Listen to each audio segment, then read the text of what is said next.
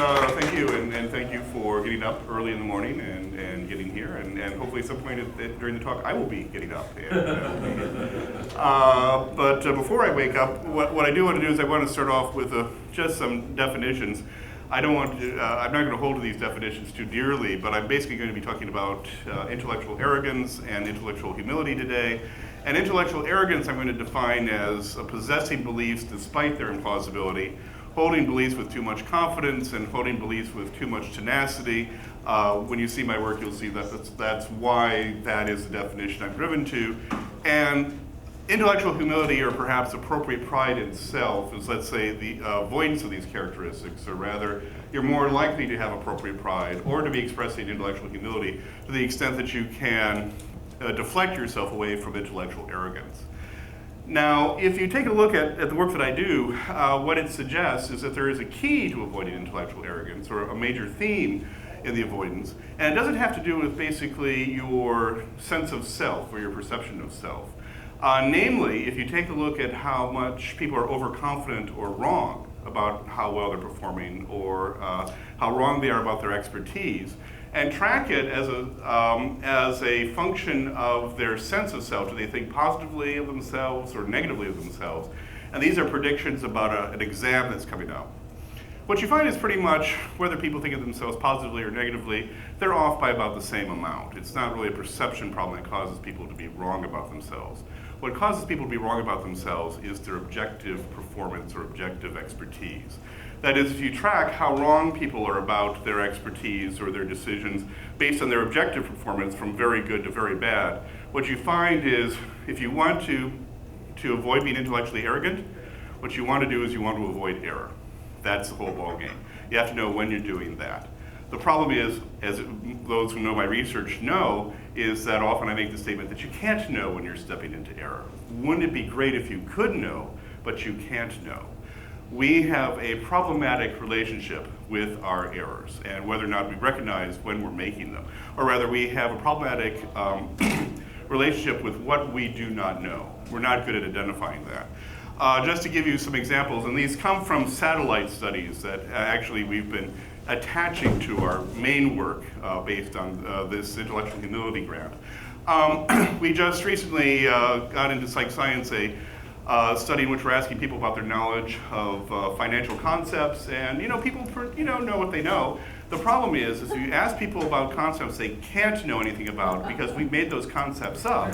91% in study 1A and 93% in study 1B claim knowledge of concepts they can't know anything about because we dreamed them up in my office. Now, this presents a problem, by the way, for education, because if we go to, let's say, my psychology and law class in the first week of the semester and ask people about their knowledge of psycholegal concepts, they say they show some familiarity with those concepts, about the same as a control class. And at the end of the semester, we come back with the same questionnaire and ask people about their knowledge of psycholegal concepts.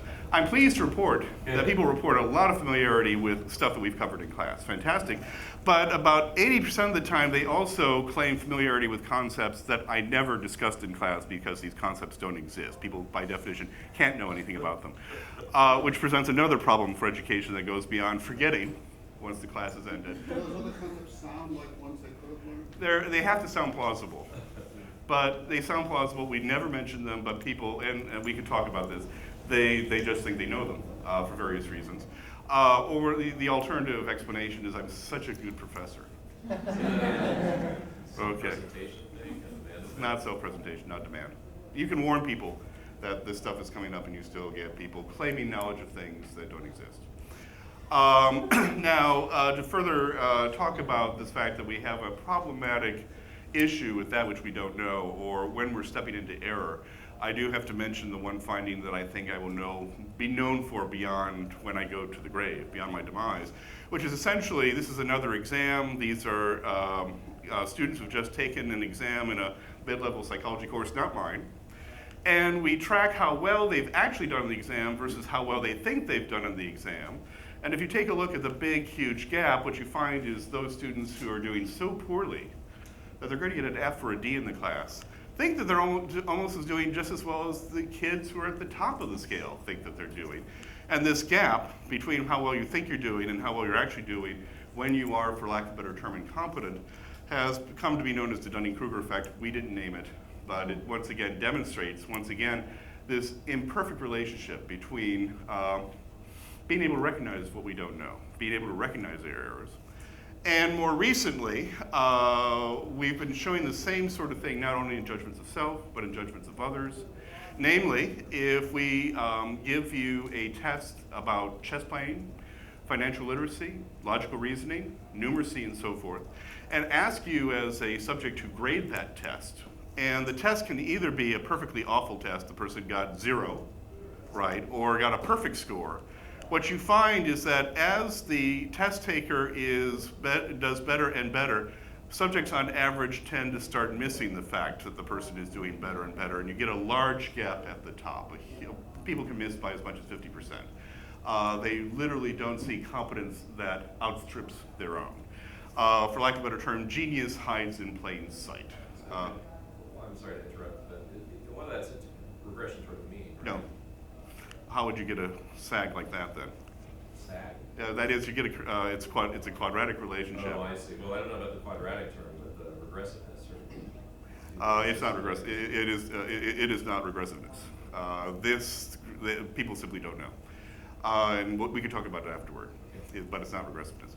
And that leads you to sort of paradoxical and somewhat humorous patterns of data like this, which is you can take a look at the participant's own performance, and this is how much expertise the participant is showing in chess playing ability, and how they grade a person who's doing very lousy on a test of chess skill versus doing grandmaster level in terms of chess skill. And what you find is for people, when they're judging a person who got a perfect 0, people who are doing better on the chess test understand that they have a better chance of actually beating this person. Good, you would expect that. That is, people who are expert chess players themselves know that they could beat a person who's doing lousy on this test. But they know that a person who's giving grandmaster answers is a person who's going to is going to present a challenge. And so they really only have a 50% chance of beating this person. But here's the problem. As people get worse and worse at their chess playing ability, they start to think that they can beat the grandmaster because they don't recognize the grandmaster moves for the excellence or the genius that they are. We have an imperfect relationship when our knowledge hits its limits, when we start making errors, when our knowledge begins to have defects or begins to have gaps. And that is a concern whenever you're trying to meet the challenge of not succumbing to intellectual arrogance. The problem is there is a fundamental, intrinsically difficult problem of knowing when you're most likely to actually start to commit an act of intellectual arrogance. That is, you're going to confidently hold an opinion that really is not a plausible or a truthful opinion. Or at least if you take a look at the work that we've done in the past, that's our usual take. That's the Dunning-Kruger framework for talking about error and talking about overconfidence and talking about mischief in the social and intellectual worlds. But what I want to ask today is maybe there are some errors that we can catch that we don't catch. Maybe there are some flaws in our thinking that we actually could forestall with a little bit of due diligence if we knew what that due diligence looks like, so that we could actually, at least at the margins, stop ourselves from falling into error and thus committing acts of intellectual arrogance. And are there habits that we can find in literature, the scientific literature, that suggests that these are ways we should approach problems such that we can forestall error that might be there? And what I want to suggest today, that there are those habits, and to my surprise and delight, you can find those habits, or at least some of those habits, if you look toward not the social psychological literature, but the literature in schizophrenia. Because if you are suffering from schizophrenia, one problem you are obviously going to have is you are going to be suffering from delusions. Implausible beliefs, implausible interpretations of the world are going to befall you. You might think that the person coughing in the next room is sending you a signal.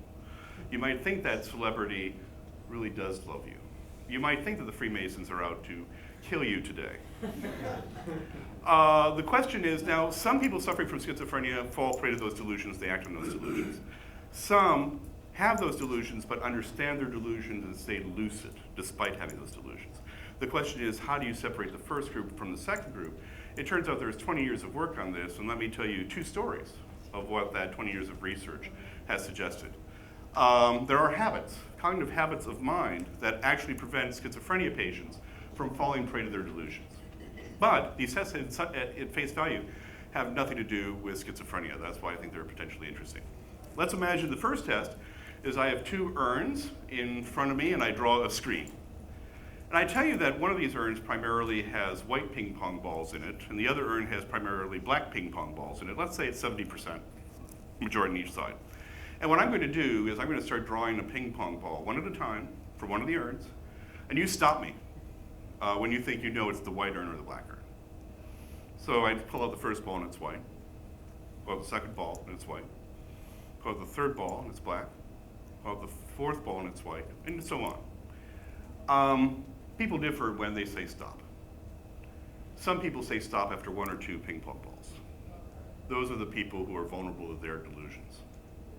If a person jumps to a conclusion, they're much more likely to believe the delusions that they're suffering from.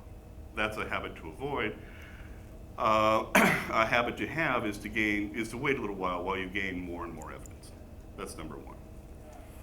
Number 2, and this is not a habit that's correlated with the first habit, by the way, is let's say that I tell you a simple story, like Jenny can't fall asleep. And I give you 4 possible interpretations as to why Jenny can't fall asleep. And most people reading Jenny can't fall asleep decide that she's nervous about an exam, or she's worried about her ill mother. That's just the interpretations that seem the most plausible. Jenny can't wait till it's finally morning. Well, Jenny still can't fall asleep. Probably 1 or 2 is it. And then suddenly Jenny wonders how many presents she will find under the tree. That tells you that it's really interpretation number 3. Jenny is excited about Christmas morning, or that Christmas is coming. People who fall prey to delusions stick to their original interpretations much more than people who don't fall prey to delusions. People who avoid delusions are going to take a look at that third sentence, realize that it disconfirms their first initial thoughts, and as a consequence move completely their beliefs. They're sensitive to disconfirming evidence. They're not resistant to disconfirming evidence. Those who are resistant to that disconfirming evidence tend to be those who suffer from delusion. This is called a bias against disconfirming evidence. And it goes along with the first bias that I mentioned, which is called a jumping to conclusions bias, namely reaching a conclusion on a bare modicum of evidence. Quickly, Frank. Do they ignore the disconfirming evidence, or they try to assimilate some weird system? I'm going to have to say they can do various things. What they certainly don't do is they certainly do what most people do, which is say, oh, it's interpretation number 3. You can forget interpretation number 1 and 2. So they move potentially toward interpretation number 3, but they don't move as much. And sometimes they don't move at all. I've seen responses where people don't even move at all. And yes? Is there negativity bias in the data? No, there's no emotionality or negativity bias in this.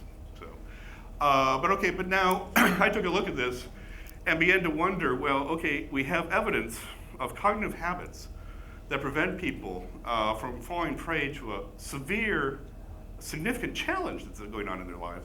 What happens if we import these tests to the general population? Will we be able to differentiate people who are, for lack of a better term, suffering some sort of more everyday delusions in their life, and as a consequence, suffering from intellectual arrogance? So what I decided to do was basically use the jumping to conclusions and the Bayes tests, and then see to what extent it would predict unusual beliefs. I'm being diplomatic there. What I'm going to call knowledge corruption, because that's the term used in schizophrenia research, we would know it as overconfidence, or the informativeness of your confidence. How much does your confidence indicate whether you're right or wrong? Is there a correlation between confidence and accuracy? What you find is those who are suffering from schizophrenia often have hard time knowing when they're wrong, and so they're overconfident and they show less informativeness in their confidence. And also whether it predicted specific judgment errors, some of the greatest hits of the Kahneman diversity tradition, for example. So what I want to talk about today, and it looks like I might even have time to do it, I'm here now, is talk about a study that we did on mTurk. This is a replication study. Everything you see today has been replicated elsewhere, where we got over 300 mTurk respondents. We had them complete a judgment decision making. Jumping to conclusion and Bayes measure, I can talk about details afterward if you want to talk about it. Asked measures of unusual beliefs, looked at overconfidence, and then looked at ancillary measures, more on that later. And essentially looked to see if these biases would predict whether or not people endorsed medical conspiracies, such as public water fluoridation is really just a secret way for chemical companies to dump the dangerous byproducts of phosphate mines into the environment.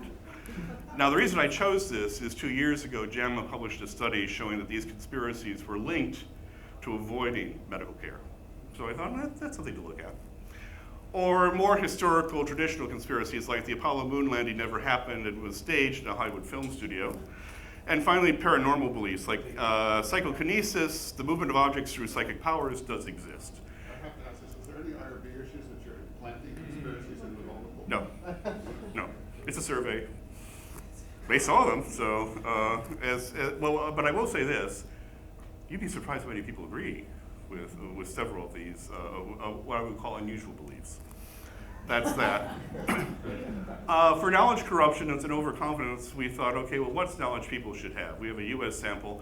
Let's ask questions that are on the US naturalization and citizenship exams. So we pulled off questions like, what's an amendment to the US Constitution? These are multiple choice questions. The 85 essays written in New York newspapers to support the Constitution were called, and so forth. And people gave answers, and they also predicted the likelihood that they were right, a classic overconfidence or confidence study. And basically what we found is that if we took a look at scores on JTC bias and Bayes bias, it predicted people holding these unusual beliefs. It also predicted overconfidence, and also predicted the informativeness of confidence, or rather, to the extent that you held these beliefs, being highly confident or being low confidence was not as good an indicator of whether or not you were right versus wrong. That is, people are holding unusual beliefs in this regard, and their confidence estimates are not really true guides of how accurate that they're being. How much shared variance is there? When you throw it into a multiple regression, do you get additional explanatory, or are they highly correlated? They are correlated, in this large sample, they're correlated 0.19. So they're significantly correlated, but quite frankly, and if you take a look at literature on these things, you can construe them as independent. So there's a lot of unique variance in there. A lot of unique variance, very much so. They're not the same thing by any stretch of the imagination.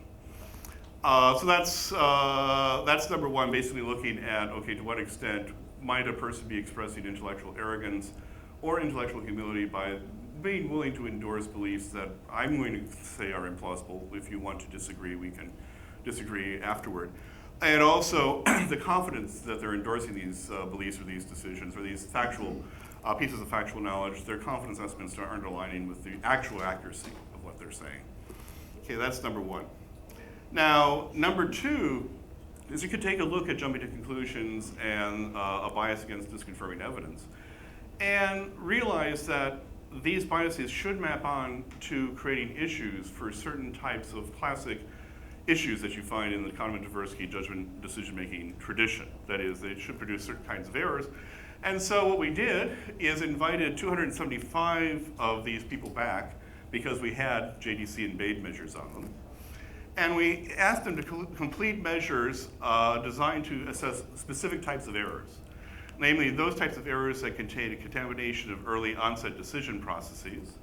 That is, if you're jumping to conclusions, anything that's happening early in the decision process that might contaminate it is likely to be overweighted and thus produce error. That's number one, and some of you will know exactly which errors I'm talking about. Or we could also take a look at persistence or at least corruption in revising your original conclusions. I'm hand waving a little bit here, you'll see why. So if you take a look at these early contaminants of decision processes, Keith Stanovich refers to these as overriding failures. That is, basically what happens is you read a problem, there is an answer, but your brain immediately shouts to you a wrong answer. And the question is, can you countermand what your brain is shouting at you? And some of you, if you were around yesterday, some of these will look familiar. Like you can take a look at the cognitive reflection test. I'm using the 7-item Stanovich version of this, which contains questions like, if a baseball and a bat together cost $1.10 and the bat costs $1 more than the baseball, how much does a baseball cost, your brain is going to shout at you at some level, 10! The real answer is 5 cents. But your brain has an answer ready to go. It's 10! And the question is, can you countermand the 10? Or in logic, you're asked to solve logical syllogisms. You're asked to say whether these syllogisms are valid or not. But these syllogisms are going to contradict what you know about the real world. So for example, all animals have 4 legs. Whales are animals, therefore whales have 4 legs. That's a perfectly valid syllogism, but your brain is going, no! Because of real world knowledge that whales don't have 4 legs. But the question is, can you countermand the no that's coming? And finally, denominator neglect, which is a little bit of a betting exercise. Let's say that you can bet money, real money, on an urn where you have a 1 chance, you have 1 winning ball out of 10 winning balls, you have a 10% chance of winning. Or you can go to a second urn where you have 9 winning chances out of 100. Now the correct answer is go with the first urn, you've got a 10% chance, the second urn you've got a 9% chance of winning, but your brain looks at it and goes, 9! 9 ways of winning! And the question is, can you countermand that? And how is JDC and how is Bade going to interplay with that? In terms of inadequate revision, there are some biases we can take a look at here, such as anchoring and adjustment biases. So if I ask you a question like, is Mount Everest taller or shorter than 50,000 feet? Of course you know the answer is no. Then I ask you what is the true number of feet. You'll give me an answer, but it will be contaminated by the 50,000. You won't adjust enough. Or if I ask you if Everest is only 1,000 feet tall, you'll go, no. And you'll adjust away from that, but you'll never adjust enough. The original anchor will have an influence. This is an issue of I'm going to call this an issue of adjustment, not an issue of 50,000 impinging on your brain too much. Something may go wrong with the adjustment. And the last place I'll go is in taking advice, finding out what other people think about a problem of a question, and do you take that into account when revising your answer to a problem. So I could ask you, and I did ask these people, what year was the Brooklyn Bridge built? What year did Hawaii and Alaska, what year were they admitted to US statehood and so forth? And then after they answered, I said, okay, I'm randomly going to select what someone else said, kind of, sort of. And half the time, they got good advice from this other person. The other person gave them the exact year which was the right answer, like 1883. And half the time, the person gave an incredibly a bad answer, which was usually in the 95th percentile in the way most people made an error. So they might say, what year was the Brooklyn Bridge built? Oh, 1915, something like that. And the question is, how much weight did people with Bade, essentially, adjust in the presence of good advice versus bad advice? That's the question that I'm asking. Well, if we go to performance on this cognitive reflection task, this is where there's an early answer your brain is providing that you have to override. What we find is those who are suffering from high levels of Bade and JDC, plus 1 standard deviation as opposed to minus 1 standard deviation, they're doing worse on the cognitive reflection task, as one would expect. They're making more errors. Not Bade, but if you take a look at belief, bias, and logic, jumping to conclusions is having an impact on performance on belief bias items, such that people are about 90% confident that they're getting these items right, but they're only about 50% accurate if they are showing high levels of jumping to conclusions, not happening with Bade. And if we take a look at this denominator neglect, what I want to do quickly here is just look at this lower part. Basically what you find is people who have low jumping to conclusions bias and low Bade bias show more of a preference toward the right rational urn, the 1 out of 10 urn, as opposed to one that has more winning ways but actually a lower probability of winning. So essentially for 3 out of 3 of these early contamination biases, JDC has an impact for 2 of the 3. Bade also has an impact. What happens with these revision biases? Well, although in our early studies anchoring was massively influenced by Bade, it didn't replicate, so bummer, throw that away. But Bade did have an impact on how you treated advice. It's a little bit of a complicated but telling way that Bade had an impact on weighting of advice. Basically, if you, those participants who are showing low levels of Bade bias to good advice, they moved about 60% of the way, on average, to a person who was giving them the right answer. for these historical event questions. If the advice was bad, they only moved on average about 20%. For those with high bias, however, they made less of a differentiation between good and bad advice. In fact, if I go out +2 standard deviations on bait bias, people with high bait bias are giving just as much weight to bad advice as they are good advice, essentially. They're not differentiating between high quality and low quality advice, which would be an indicator of error and probably a font of many questions. It could also be it could also be an indication of that they're just less. So if I'm more given to bait, then I also am just less informed in general. Well, you're right, because you do see this with people who have low knowledge versus high knowledge. That doesn't factor in. This is something independent of that, because you also find a knowledge effect, which looks like this, but is an independent of this. We have this in other data. Knowledge correlated with bait. Not general cognitive ability. And knowledge itself, no. Let's save the questions for. Yeah, thank you. Yeah. Thank you. And so, well, this is just a summary of what I've just mentioned about what the jumping to conclusions bias seems to be predicting and what the Bayes bias is predicting.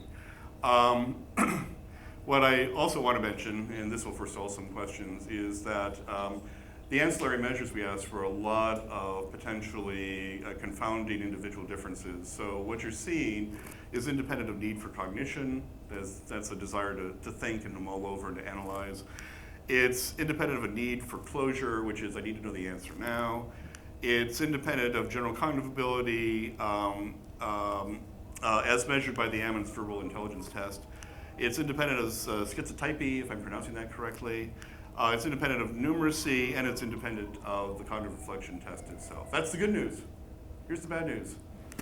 Part of our grant was to come up with materials that were going to be a little mini seminar that you could put on the web and train people to not have these biases and just improve their decision-making processes. We did that. M-Turkers loved these materials. In fact, I got a lot of thank you notes at the end of it, but did it have an impact on the errors of their ways? The answer is no. At least, now mind you, I can't take total credit for these materials because we actually use materials that have been developed by schizophrenia researchers to directly combat JDC and Bayes biases. But when they do it over the course of 4 weeks in 8 different sessions. And do they work with the schizophrenics? Yes, they work with schizophrenics. But you also have to understand that it's 4 weeks, 8 sessions, and the materials are tailored to schizophrenics. So it does deal with some issues that are specific to schizophrenic patients. We're trying to do something a little bit more general. Our first couple tries didn't work. We'll continue to try, but it's clear that people sort of didn't get the connection between the materials that they loved and they thought they learned from and the decision-making things that they did. Now, oh good, it looks like I'll be able to end on time. I want to mention that in some sense, I'm thinking about today's talk a little bit like Moneyball. I don't know how many of you have read that book. This is about the use of statistics and statistical analysis in baseball to try to create a more perfect baseball team on the cheap. One of the insights out of Moneyball that I absolutely love is the insight that your best hitters are not those who get hits. It's your hitters who don't make outs. That if you want to be valuable in life, the best thing that you can do is make sure to not make an out. Actually positively making hits is secondary. What I'd like to basically mention that in the pursuit of intellectual humility, what I can imagine is the avoidance of intellectual arrogance. The intellectual arrogance may hold the same status. That if, as Ludwig Berna said, getting rid of a delusion makes us wiser than getting hold of a truth. That being able to avoid error, well, it is the ball game. To the extent that we can make sure that we avoid stepping into that ball game, we may do a lot better in holding ourselves or getting ourselves or achieving some sort of standard of intellectual humility. Now I'll stop there and take questions as well. Frank, I knew you were going to be first. Sorry, he was going to be first anyway. First, so again, if you have a question, a different question, raise your hand. If you want a follow-up, raise one finger, and we can sometimes take a quick follow-up. I don't get this big point, which is that I thought we as a general were more highly risk averse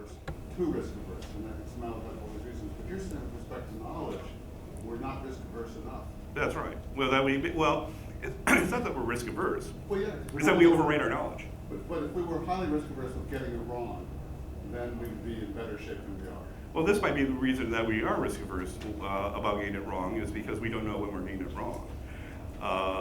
If you think about it, that is part of my work suggests that part of the problem getting it wrong is you have no clue that you're getting it wrong before, during, and sometimes And after it's you much do it. easier in other real life things where if you're investing in stocks, you know you get it wrong because your stocks plummet or something like this. So it's different from knowledge.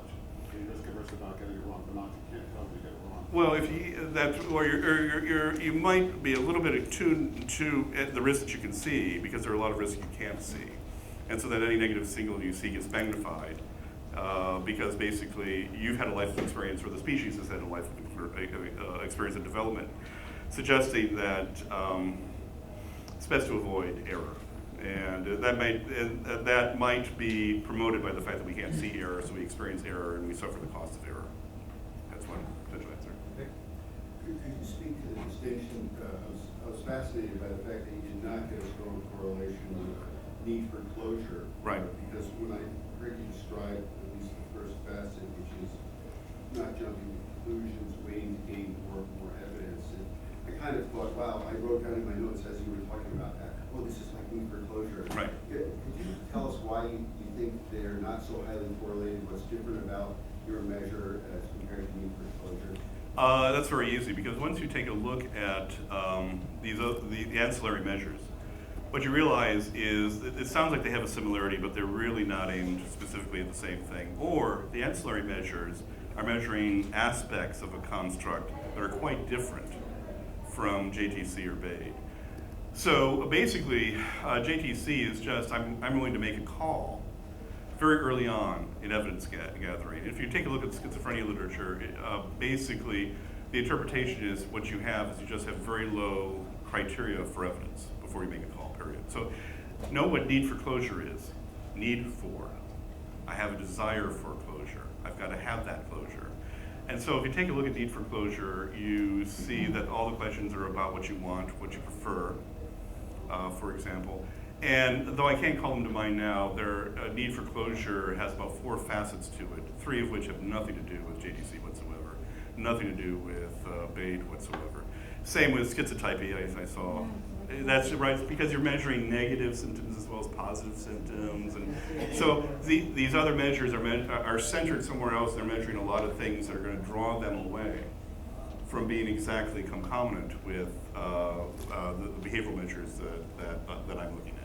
Good question, and I should mention, however, that need for closure also has relationships to these biases. Don't ask me, because there are just a lot of ancillary measures, and I forget which one hooks up with which one. There's a lot of factors, there's like 4 factors. Or something like that's right.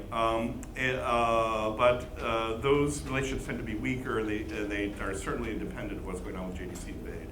So when this paper gets written up, it's going to be a long one, because and what will make it long will be talking about the other stories that are centered on ancillary measures, because they have their stories going on as well, not just the one I've told. What's what you? Just a follow-up to Sharon's question. Okay.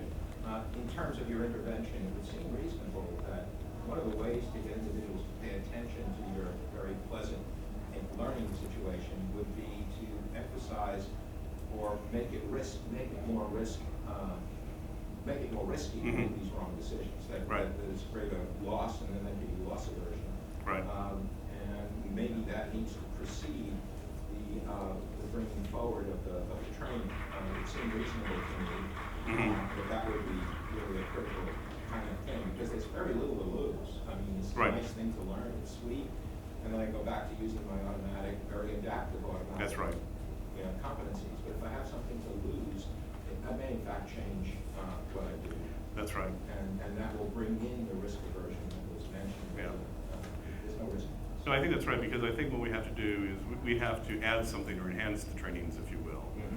And that's one way we can enhance it. Another way we can enhance it is go a direction I tend to avoid, which is, okay, make it pointed, and directly link it to the types of biases that we're talking about. So there are a number of things we can do, and that's exactly a terrific suggestion that we should add in terms of making sure people get the point. What I was trying to do is trying to avoid a demand characteristic. And if you take a look at the work that schizophrenia researchers have, they have that domain characteristic in their work, but of course they have to have that domain characteristic in their work, and I was trying to avoid that. So, good suggestion.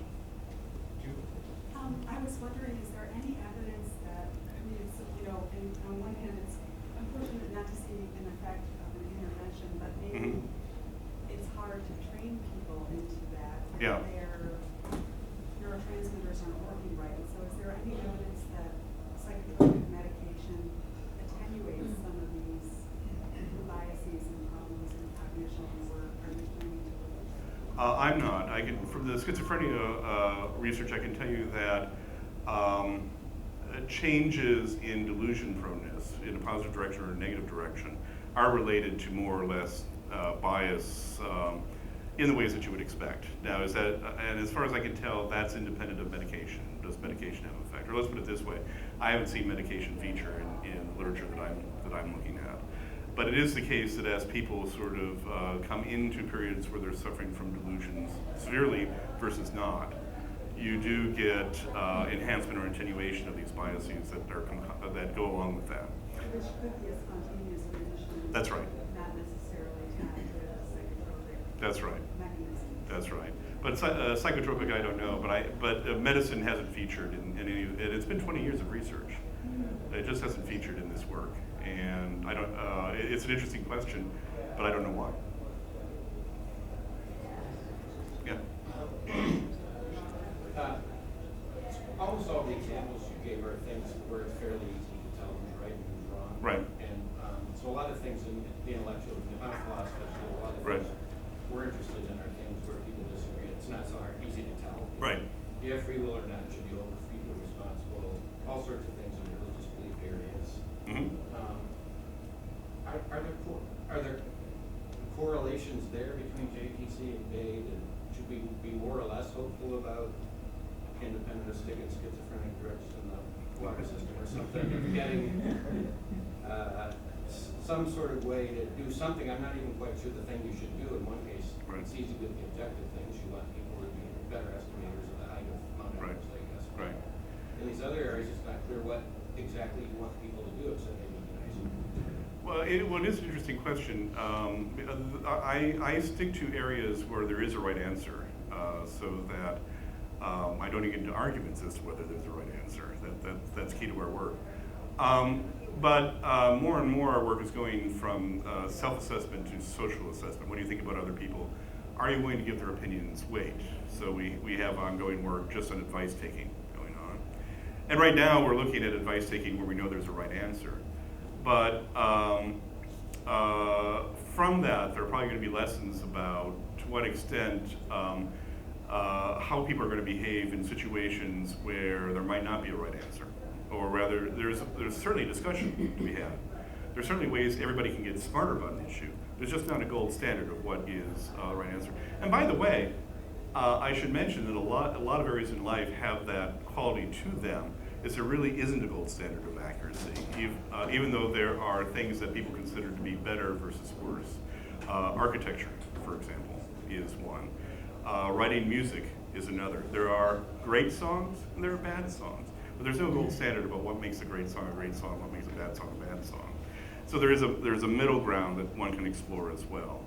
But what we're trying to do is we're trying to do it in areas where we can define where accuracy is, so that we can comment about judgments that are actually better or worse, and not have an argument about it. So, but hopefully we'll have lessons about what we would call ill-defined tasks or ill-defined questions. Oh, so is there anything positive about jumping to conclusions or vague? Because you could imagine, I mean, with schizophrenia, there does seem to be oftentimes in the relatives of people with these sort of psychotic disorders, where there's sort of associated kinds of, connections that they make. Oftentimes they're more creative, they're more, Right. Maybe intuitive about things, or bring things together, synthesize things together in a way that maybe other people can't think about. Mhm. So, do you see anything positive?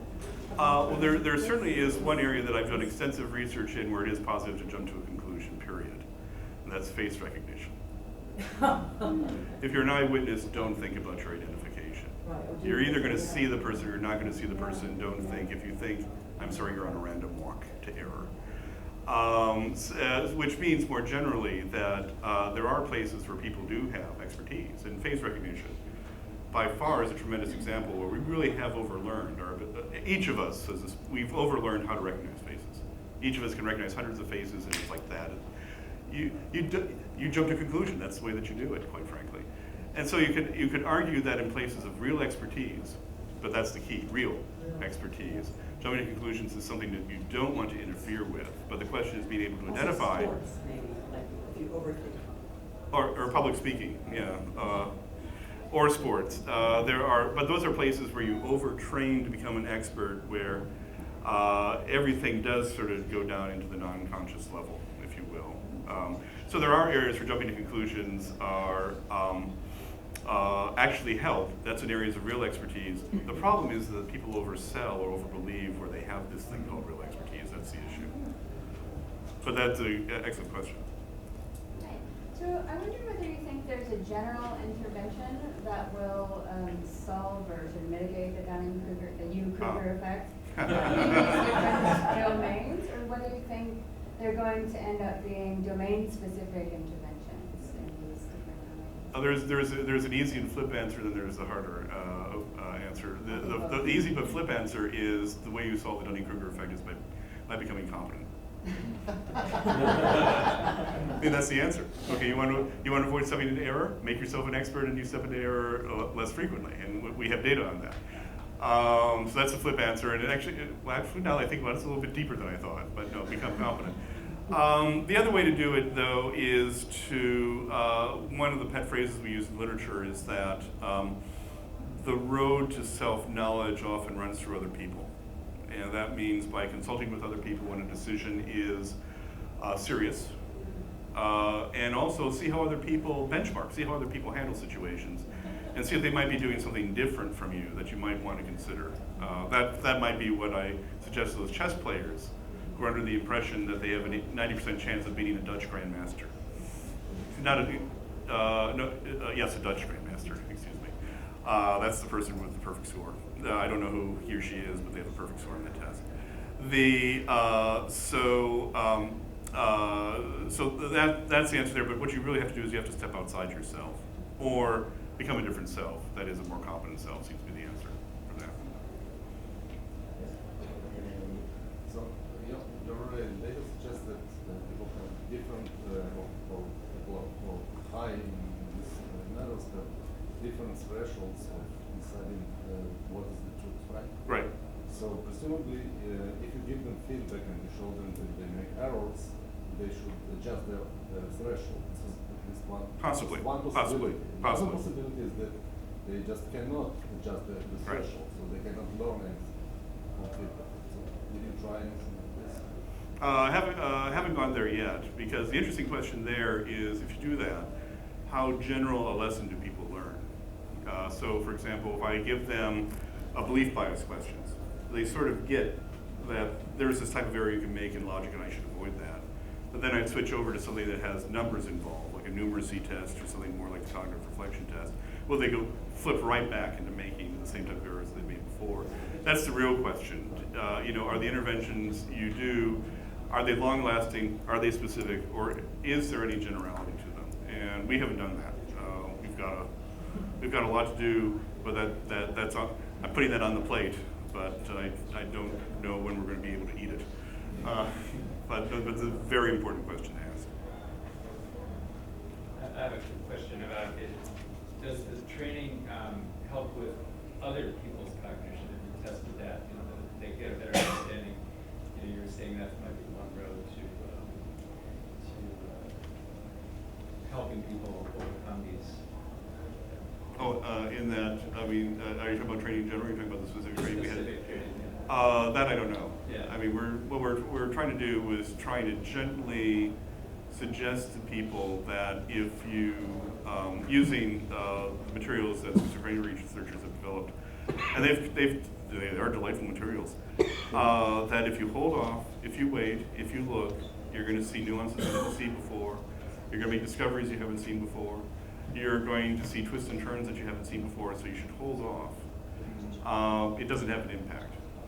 when we get to a question that has heavy contamination with during the early parts of the decision.